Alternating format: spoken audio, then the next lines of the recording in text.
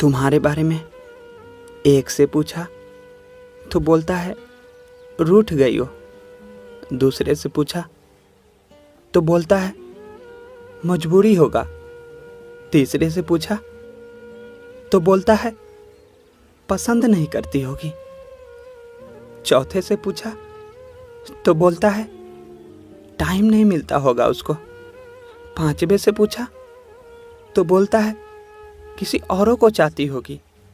और छठा से पूछा तो बोलता है दोस्त कोई फायदा नहीं, क्योंकि इम्तिहान इम्तिहान होता है, ना कि किसी की सांसें बंद हो जाए तो इम्तिहान पूरा हो।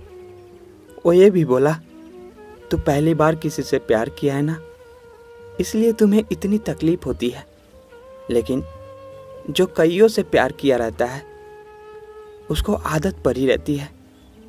फिर तो सामने वाला मर भी जाए फिर भी कोई फर्क नहीं पड़ता उसको। अब तुम ही बताओ क्या सच है क्या झूठ है।